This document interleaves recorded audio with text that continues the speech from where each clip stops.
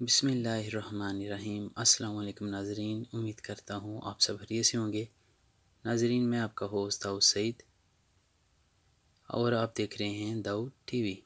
ناظرین، جو ہمارے چینل پہ نئے ہیں ہمارے چینل کو سبسکرائب کریں، ہماری ویڈیوز کو لائک کمنٹ کریں اور اپنے دوستوں کے ساتھ شیئر کریں۔ تو ناظرین، آج کی ہماری ویڈیو کا عنوان ہے احادیث مبارکہ کی روشنی میں علم۔ تو اس عنوان کے متعلق ہماری دوسری ویڈیو ہے، تو ویڈیو بنانے کا سلسلہ انشاءاللہ اللہ کے فضل سے اسی طرح جاری رہے گا۔ تو چلتے ہیں آج کی ویڈیو کی طرف، جس میں ہم آپ کو بتائیں گے کہ نبی اکرم صلی اللہ علیہ وآلہ وسلم نے علم کے متعلق کیا ارشاد فرمایا ہے۔ حدیث مبارکہ، علمی باتیں بآواز بلند کہنا۔ حضرت عبداللہ بن عمر رضی اللہ تعالیٰ عنہ سے روایت ہے، انہوں نے فرمایا، ایک سفر میں نبی صلی اللہ علیہ وآلہ وسلم ہم سے پیچھے رہ گئے تھے۔ پھر آپ ہمیں اس حالت میں ملے کہ ہم سے نماز میں دیر ہو گئی تھی اور ہم جلدی جلدی وضو کر رہے تھے۔ ہم اپنے پاؤں خوب دھونے کی بجائے ان پر مسح کی طرح تر ہاتھ پھیرنے لگے۔ یہ دیکھ کر آپ صلی اللہ علیہ وآلہ وسلم نے بآواز بلند 2 یا 3 مرتبہ فرمایا، دوزخ میں جانے والی ایڑیوں پر افسوس۔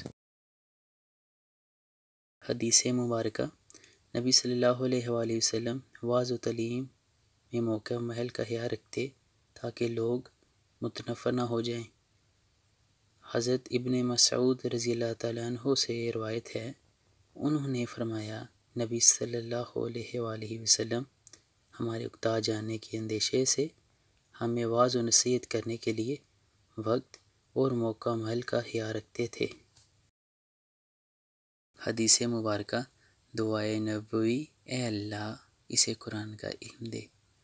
حضرت ابن عباس رضی اللہ تعالیٰ عنہ سے روایت ہے، انہوں نے کہا، مجھے ایک مرتبہ رسول اللہ صلی اللہ علیہ وآلہ وسلم نے اپنے سینے سے لگایا اور دعا دی، اے اللہ اسے اپنی کتاب کا علم عطا فرما۔ حدیث مبارکہ، علم کا اٹھ جانا اور جہالت کا عام ہو جانا۔ حضرت انس رضی اللہ تعالیٰ عنہ سے روایت ہے، انہوں نے کہا، رسول اللہ صلی اللہ علیہ وآلہ وسلم نے فرمایا، یہ قیامت کی علامتوں میں سے ہے کہ علم اٹھ جائے گا اور جہالت پھیل جائے گی، شراب بکثرت نوش کی جائے گی اور زناکاری عام ہو جائے گی۔ حدیث مبارکہ، جس نے ہاتھ یا سر کے اشارے سے فتویٰ کا جواب دیا۔ حضرت ابن عباس رضی اللہ تعالیٰ عنہ سے روایت ہے کہ حجۃ الوداع کے موقع پر نبی صلی اللہ علیہ وآلہ وسلم سے پوچھا گیا، میں نے رمی سے پہلے ذبح کر لیا ہے؟ آپ نے ہاتھ سے اشارہ فرمایا، کوئی گناہ نہیں۔ پھر کسی نے کہا، میں نے ذبح سے پہلے اپنا سر منڈوا لیا ہے۔ آپ صلی اللہ علیہ وسلم نے ہاتھ سے اشارہ فرمایا، کوئی گناہ نہیں ہے۔ حدیث مبارکہ، خوب سمجھانے کے لیے ایک بات کو 3 مرتبہ دہرانا۔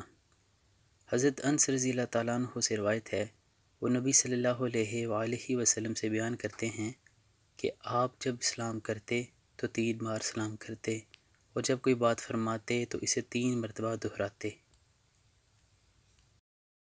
حدیث مبارکہ، علم کے لیے شرم سے کام لینا درست نہیں۔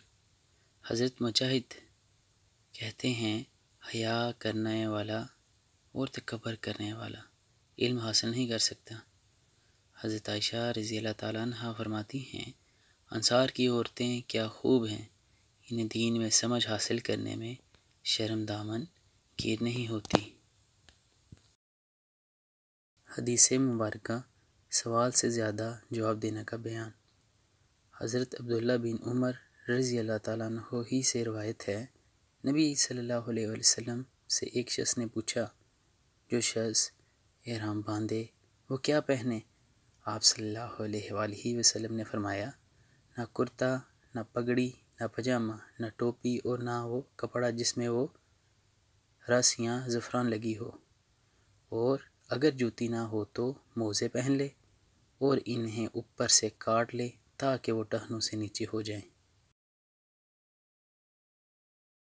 حدیث مبارکہ، شرم کی وجہ سے دوسروں کے ذریعے سے مسئلہ دریافت کرنا۔